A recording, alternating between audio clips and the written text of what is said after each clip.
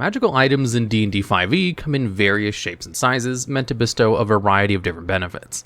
Some of these benefits can be as minor as allowing your cape to billow as a bonus action, or as major as allowing yourself to cast Fireball by consuming charges. When it comes to rare magic items, however, the benefits tend to weigh more on the major side of the spectrum, and is usually where you'll start seeing the impact magic items can have on your overall gameplay. For this reason, in today's video, we'll be going over some of the worst rare quality magic items in the game, and ranking them based on how little or how negatively they impact the player experience compared to other items of the same rarity. With that being said, let's get started.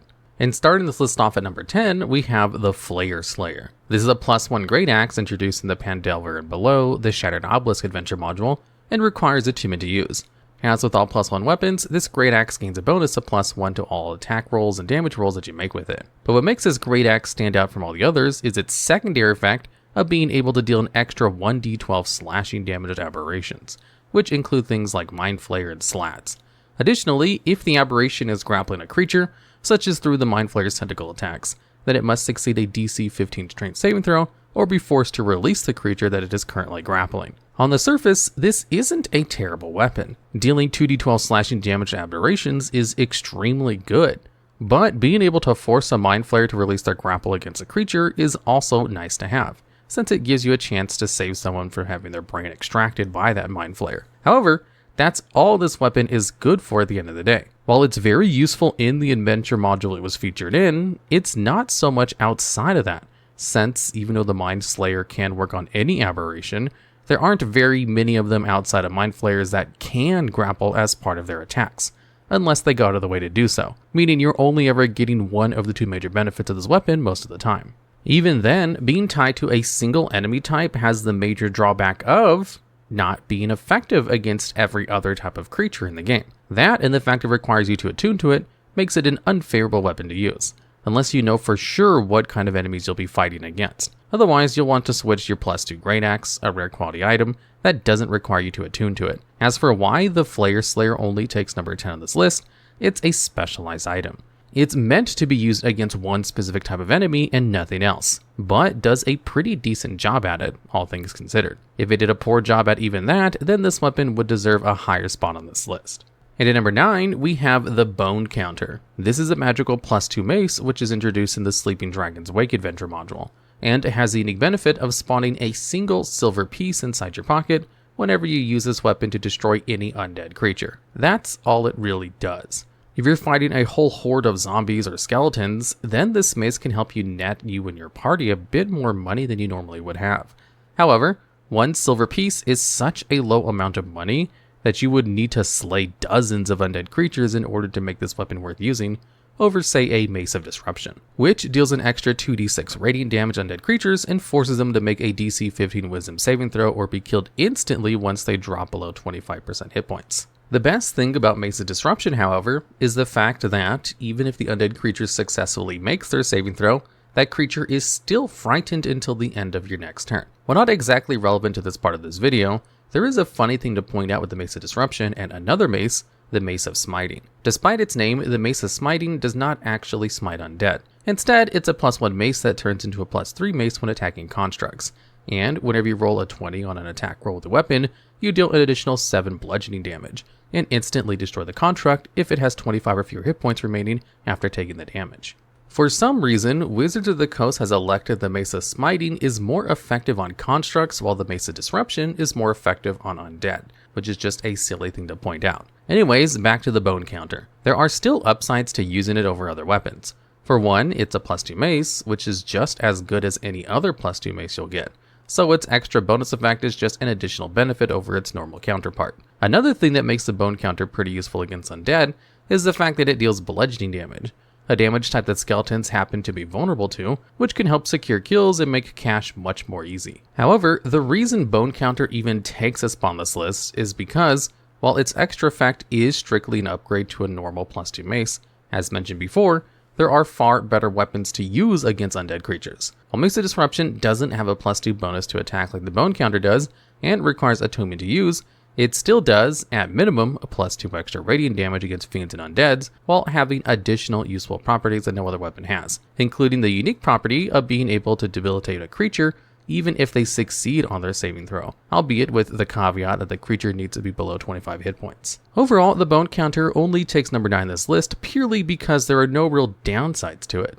but there aren't any real upsides to it that really makes it stand out as a rare quality magic item, other than it's a +2 mace that can sometimes make you a little bit of money, but not enough money to actually matter. And at number 8, we have the Dagger of Venom. This is a +1 dagger from the Dungeons Master Guide and comes with the effect that allows you to, once per day, use an action to coat the dagger with a thick black poison for 1 minute, or until an attack made with the weapon hits a creature. Once it does, the creature makes a DC 15 Constitution saving throw, or takes 2d10 poison damage, and then is poisoned for 1 minute. The best thing about this weapon is being able to do an extra 2d10 poison damage to your target and giving them the poison condition, giving that creature disadvantage on attack rolls and ability checks. The worst thing about this weapon is how you're supposed to get there to begin with. Unlike weapons such as the aforementioned Mace of Disruption, which just deals this extra damage on hit, the Dagger of Venom requires you to first use your action to coat the dagger in poison, which restricts that turn to your bonus action. Usually this means that you have to give up your attack in order to do this, which you normally don't want to do, unless what you're doing next is going to make up for the potential loss of damage, such as setting up a strong Armor of Agathis, or casting a big spell like Slow. In this case, however, you're giving up an action for the potential to deal an extra 2d10 poison damage, the most resisted damage type in the game, on a failed Constitution saving throw, the worst stat you want to target in the game, since more creatures have high Constitution scores or proficiency in Constitution saving throws than any other stat of the game, which isn't a very good trade-off. And to make matters worse, whether or not the creature passes or fails their saving throw, you can't attempt to poison them with a Dagger of Venom until the next dawn.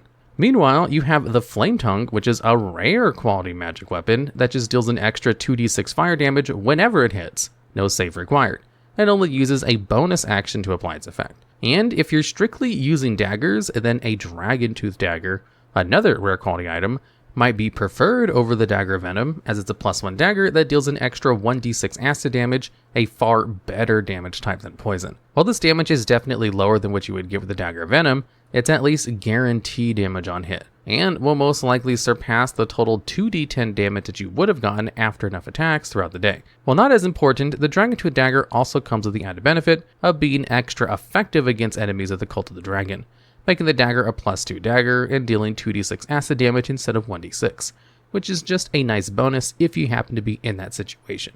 Overall, the cost of using the Dagger of Venom is far too high for what you can get out of it, especially with how weak the effects are to begin with, and how many other weapons can just dish out free damage without even requiring a saving throw to begin with, which is why the Dagger of Venom sits at number 8 on this list. And at number 7, we have the Hellhound Cloak.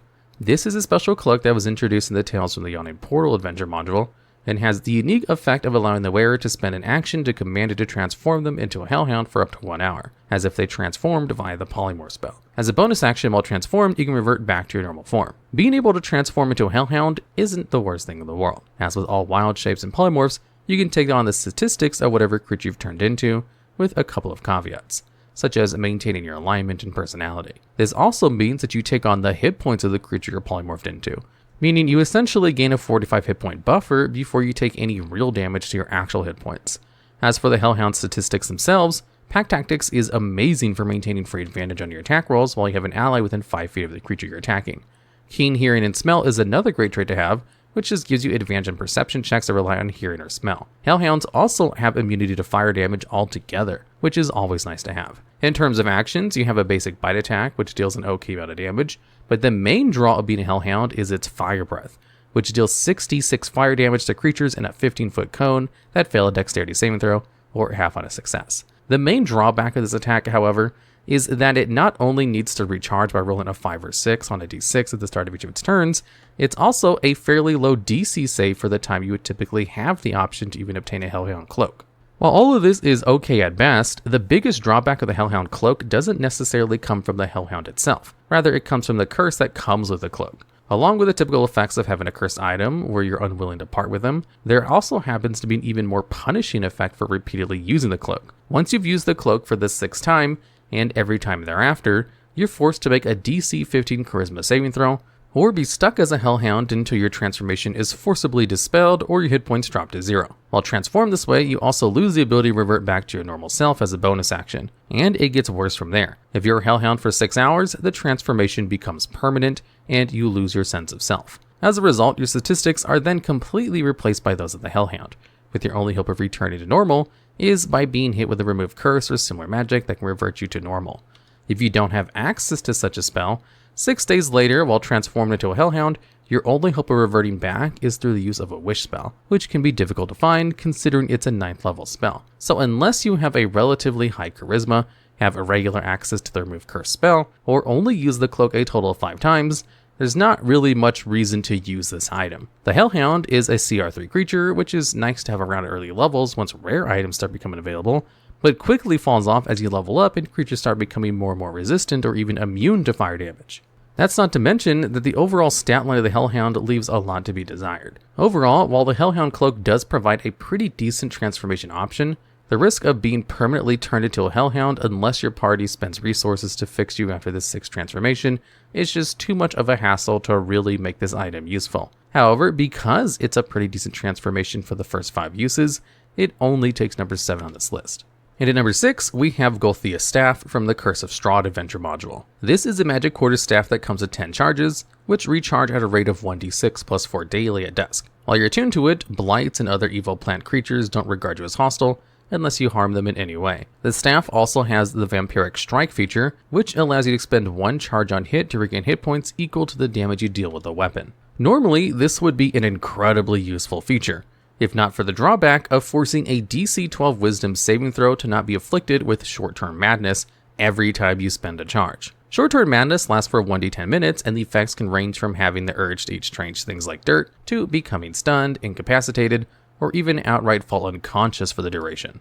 However, a DC 12 saving throw is low enough for someone like a monk to both make use of the Gulthias Staff as a monk weapon, and have a decent chance to not succumb to the short-term madness that comes with it. And if you manage to never succumb to any of the effects of short-term madness, or never get punished for it, then this weapon is amazing, as keeping your hit points topped off without needing to rely on your healers is great.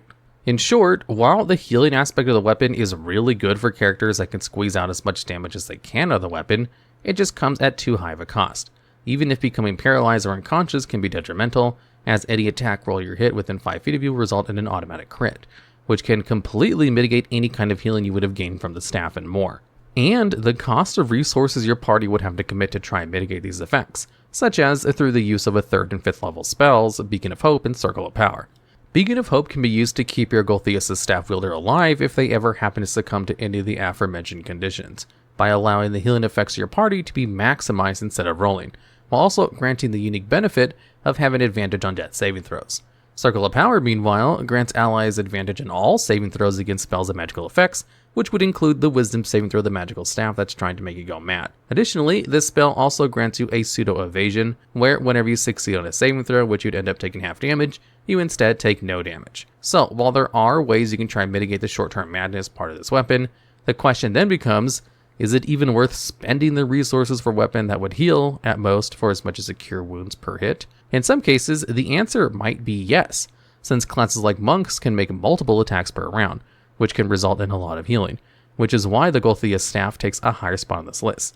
Like the Hellhound Cloak, the benefits the staffs provides are pretty good, all things considered. However, unlike the Hellhound Cloak, there is always a chance of succumbing to a terrible effect each time you use this special effect. While the risk of being turned into a permanent Hellhound might sound like a worse effect, keep in mind that even as a Hellhound, you're still able to act and play around with your transformation. Whereas if you fall unconscious, get stunned, paralyzed, etc., everyone in your party is going to divert resources and attention to keeping you out of harm's way, turning a safe encounter into a much more deadly endeavor. At worst, however, if you have no plans on using the staff at all, it at least has the benefit of killing any blights in a range of 300 feet of the staff whenever you break or burn it to ashes. Did you know that on June 8th, I'll be debuting my VTuber Corp to the world on Twitch? Link in the video description. Did you also know that in original D&D, elves could only be fighters and magic users, and had special racial caps on their levels, where they could only get to level 4 in fighter and level 8 in magic user. Make sure to follow Glitstars on Twitter, and YouTube, and Twitch. And at number 5, we have the Armor Vulnerability from the Dungeon Master's Guide. This set of plate armor is a unique piece of cursed armor that grants interchanging benefits and downsides, depending on whether you have the bludgeoning, piercing, or slashing variants. Essentially, how these armors work is they grant you resistance to that damage type, which halves the damage you take, while cursing you with vulnerability to the other two types of physical damage, which doubles the damage you take. For example, the bludgeoning variant of armor invulnerability grants you resistance to bludgeoning damage, but vulnerability to piercing and slashing damage. What makes his armor so bad is the fact that a lot of physical damage in D&D 5e is pretty random and diverse across encounters. You might fight a group of bandits that are wielding bows, which deal piercing damage, clubs, which deal bludgeoning damage, or short swords, which deal slashing damage, which kind of makes your armor fundamentally useless, as 2 out of the 3 types of damage present will shred right through you. Even outside of fighting bandits with varied weapons, most creatures have at least 2 of the 3 types of physical damage baked into their stat block, or even all 3 damage types in the case of something like a Chimera from the Monsters Manual. So unless you know for sure that an encounter that you're about to come across is going to have nothing but bludgeoning damage, for instance, then you aren't really going to benefit from having resistance from one single damage type at the cost of taking double damage from 2 other common damage types in the game. The only reason this item isn't any higher in this list is due to the fact that it's a curse item that can only be identified as such by using the Identify spell or attuning yourself to it. So it can be easy for an unexperienced adventurer to mistakenly don this armor, thinking they finally found a set of plate armor, only to be punished by their hubris by not checking to see if it was cursed first. In other words, the armor vulnerability takes number 5 spot on this list simply because a character would most likely not even consider attuning to this armor if they knew exactly what it was in the first place. Unlike, say, a Hellhound cloak, where someone might not mind playing as a Hellhound for a little bit while their party gets the transformation thing sorted out. And rolling in at number 4 is the Dodecahedron of Doom from the Waterdeep Dungeon of the Mad Mage Adventure module. This is a magical D12 that produces different effects, whether you use your action to hurl it up to 60 feet, which can be determined based on the table for it. While these effects are pretty mild, they can feel pretty nice granting a creature 1d10 temporary hit points for an hour, or cast the light canter by itself to light up a dark area. However, these effects are far too random to ever be used in any practical or consistent manner. Having the die cast Ray of Frost can be kind of dangerous, since the target of it is chosen at random, which could result in some friendly fire. Shocking Grasp relies on a creature to actually touch the die after it's been rolled. Darkness is useful for crowd control and displacement, assuming you roll a 9 or 10 on the die, which makes it the best use for this magic item, unless you count the effect that happens when you roll a 1 or 2. Rolling a 1 or 2 causes the die to explode and be destroyed, making it unusable. Any creature within 20 feet of the die are caught in the explosion and have to make a DC 13 dexterity saving throw, or take a whopping 98 force of damage on a failed save, or half as much on a success. While this damage is nothing to scoff at, coming at the cost of destroying the die might not seem worth it. But given that the other effects of the die are situational at best, it could be argued that the one-time 98 force damage is the best possible outcome.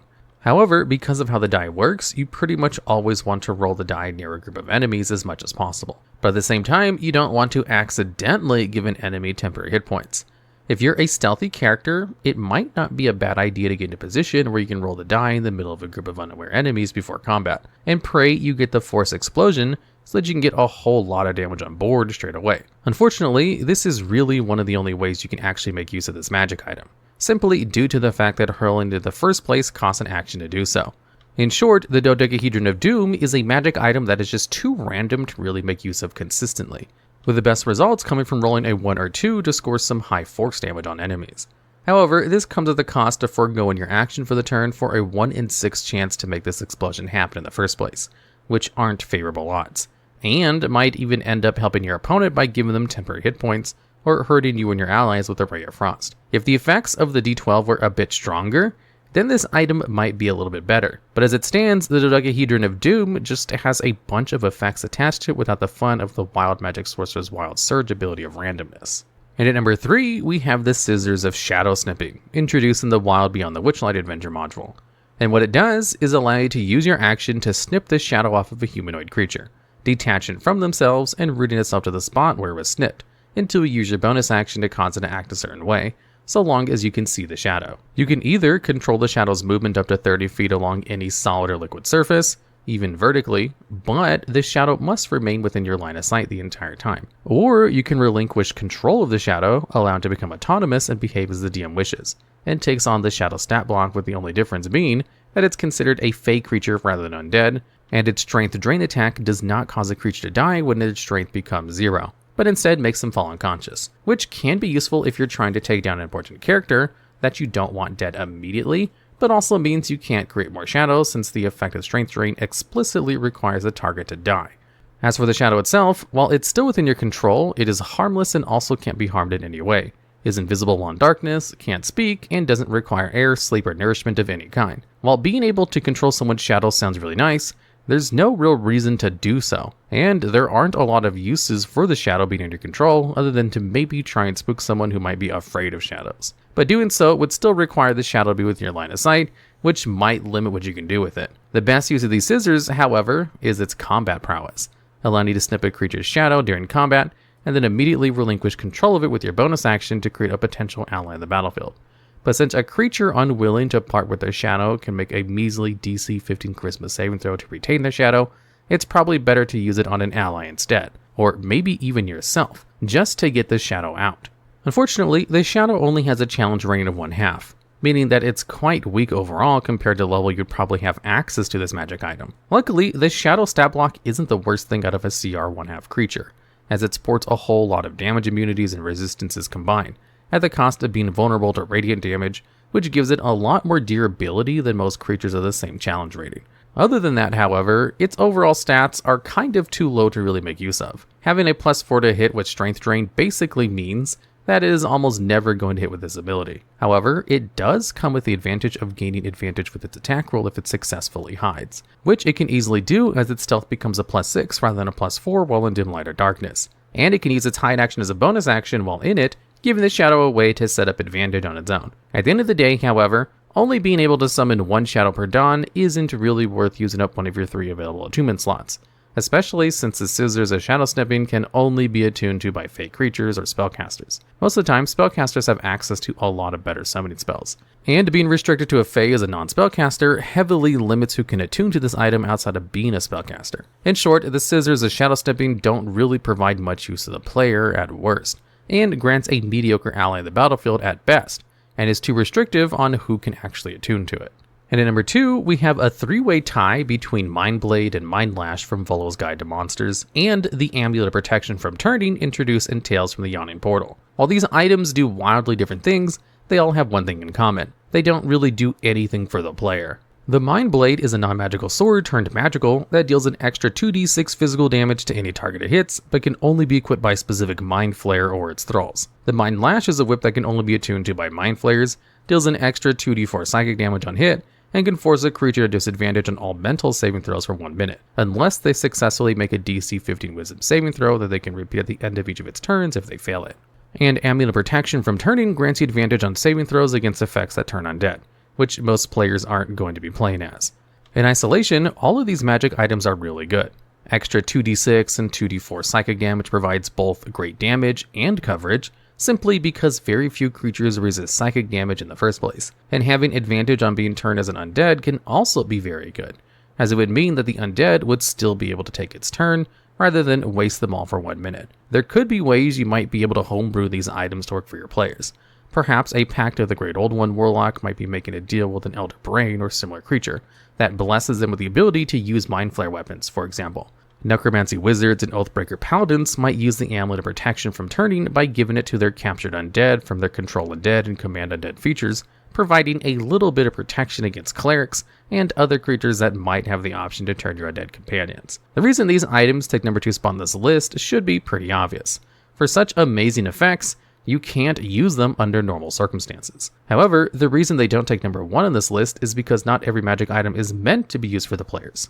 And these 3 items are great examples of this. They are magic items that are meant to either beef up enemies or provide benefits to creatures other than the players themselves. The only way these items would take the top spot on this list is if the effects were not only worse, but also available for players to attune to as well. Which brings us to a number 1 pick on this list, the Loadstone. The Loadstone is a magic gem introduced in Tales from the Yawning Portal and is worth 150 gold pieces, but comes with the downside of being a cursed magic item. While the Loadstone is on your person, if you take the dash or disengage action, your speed gets reduced by 5 feet, and your maximum load and lift capacities are halved until you're hit with a remove curse or something similar, and you're unwilling to part with the stone as per usual with cursed items. You can use the Identify spell to reveal the Loadstone's true nature, but not detect magic, which is important to note. However, a wizard that knows Identify can easily cast on the Loadstone if they feel suspicious of it, especially since Identify is a ritual spell, meaning Identify doesn't need to be prepared in order to cast, and doesn't use up a spell slot at the cost of taking 10 more minutes to cast the spell. Other than that, however, there's not really any way to detect that this stone is cursed other than fulfilling the condition for activating it, which isn't hard to do in the first place. As a result, the Loadstone can be nice to use as bait for your players into thinking they struck a truckload of money, only to be met with a punishment for their greed. Or, if the players know the Loadstone is cursed, they might instead hand it over to a bandit leader looking to make a quick buck, only to then be sabotaged by the Loadstone's hefty presence. In either case, the Loadstone doesn't provide any benefits to the player unless they manage to sell the gem for the full 150 gold pieces. While this can be seen as an objective benefit, it's important to keep in mind that, unlike other cursed items, there is no immediate benefit to having this item on you at any given moment. The Armor of Vulnerability at least provides you with the benefit of having resistance to certain damage type, while the Demon Armor lets you have a cool claw weapon that deals an okay amount of damage. Meanwhile, the Loadstone only grants you the benefit of gaining money for successfully selling it, which you can already do by just playing the game and completing quests or looting. Even if that weren't the case, having your speed and maximum load and lift capacities reduced can be extremely detrimental to most characters, especially martial characters that like to move around a lot, or big characters that like to carry around a bunch of stuff at a time. Overall, the amount of hassle your party would have to put up with for 150 gold just isn't really worth it in the long run, since you not only have to have Remove Curse on hand, you also have to try your best to never dash or disengage while carrying the Loadstone on your person, lest you activate the curse once more, which is why the Loadstone takes number 1 spot on this list. Alright, and that's the list. Are there any other terrible, rare quality magic items we may have missed?